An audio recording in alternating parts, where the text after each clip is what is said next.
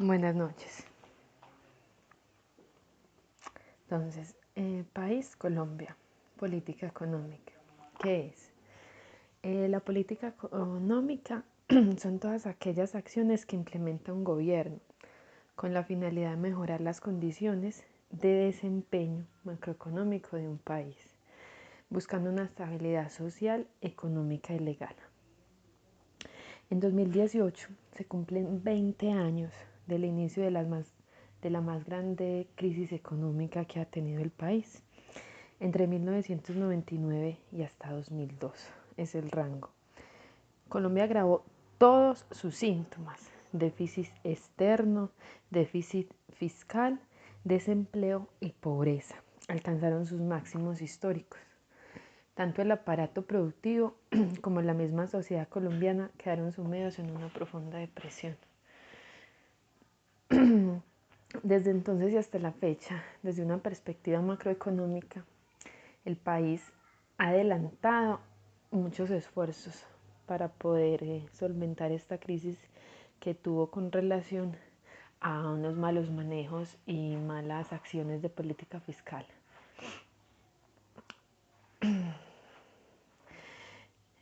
Listo, buscando siempre una perspectiva macroeconómica, un manejo macroeconómico correcto, una distribución correcta de todo lo que es el ingreso nacional. El país ha adelantado pues los enormes esfuerzos para recuperar una gran pérdida. En la actualidad el balance parece ser más positivo. Nosotros podemos concluir que Colombia ahora mismo está cosechando unos frutos de lo que podría ser una época dorada. Pareciera, ¿cierto? Podríamos decir que no, pero esa es la realidad de la política macroeconómica de nuestro país.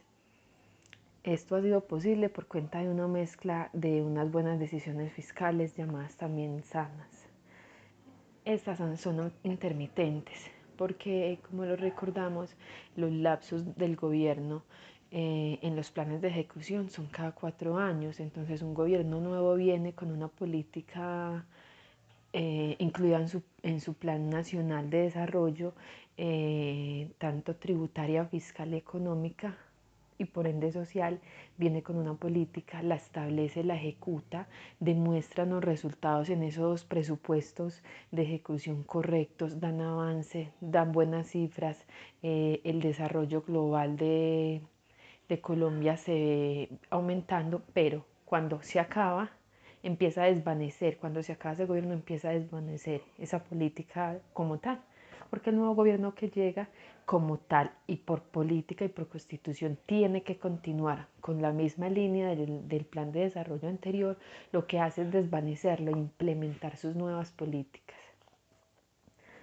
Bueno, como veníamos diciendo, entonces Colombia pues había tenido o ha tenido unos mecanismos eficaces de ajustes grandes frente a choques externos. Entonces ha tenido una munición macroeconómica fuerte, el músculo agradable para mantener a raya esas presiones inflacionarias. Entonces el resultado ha sido 20 años de moneda sana, fortalecimiento institucional en torno a este principio. Moneda sana en términos anteriores, ¿cierto? Porque hablar de la actualidad ahora es un poco difícil, porque como bien sabemos, el petróleo está por debajo, cifras históricas, pierde por completo el valor monetario de la moneda. En Colombia el peso pues sube completamente porque escasean los dólares en nuestro país. Entonces nuestra moneda con el resto del mundo se encarece completamente.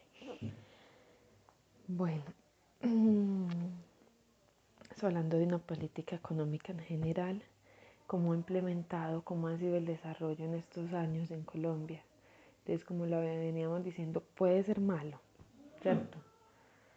En unos términos muy generales, pero si nos vamos y nos enfocamos en sí en el desarrollo de ciertos puntos económicos, hay políticas que han funcionado muy bien, ¿cierto? Han sido analizadas por expertos y los gobiernos han visto que ha servido. Incluso en la actualidad, desenfocando el tema del coronavirus, que está afectando gravemente la economía, el plan de desarrollo del presidente Duque con relación a una economía naranja es positivo porque le está dando duro a nuevos proyectos, a creación de empresa, a mecanismos de bienestar económico, bienestar ambiental, creación de ideas que puedan desarrollar la sociedad, puedan desarrollar énfasis en utilidad comunitaria, que las comunidades aisladas tengan propuestas que beneficien esos sectores.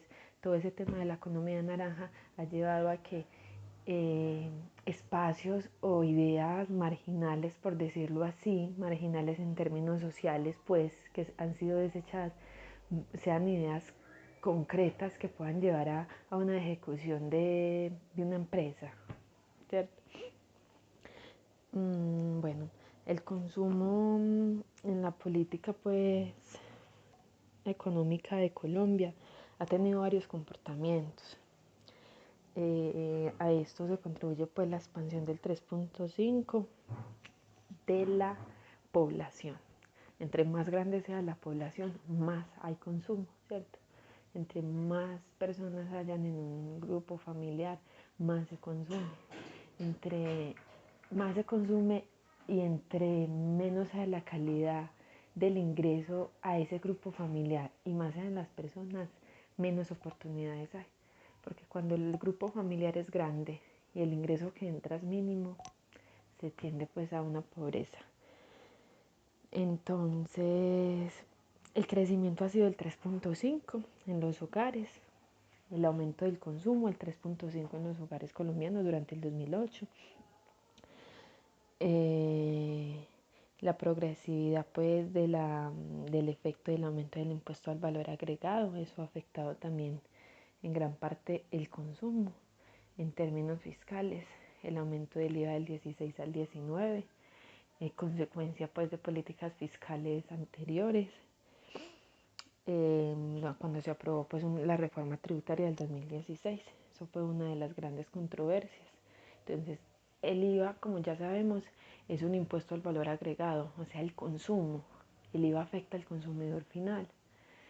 Lo paga el que lo recauda, ¿cierto? Que es el que vende sus bienes, servicios y productos, pero realmente el que se desprende de su renta para poder cumplir como contribuyente indirecto de ese impuesto es el consumidor.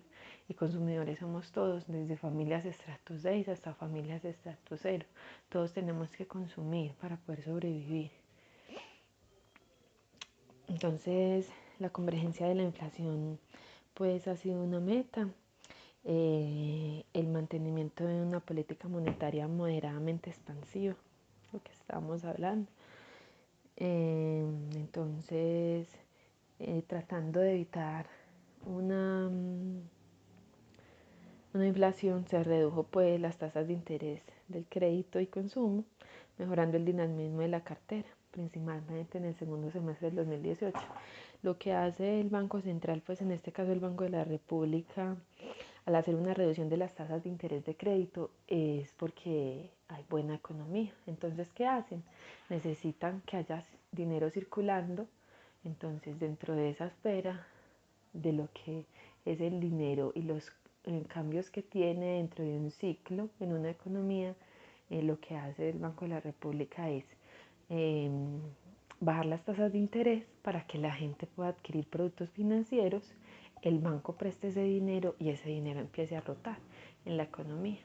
O sea que cuando se reducen las tasas de interés es porque realmente tenemos inflaciones buenas, estables y puede ser una bonanza económica.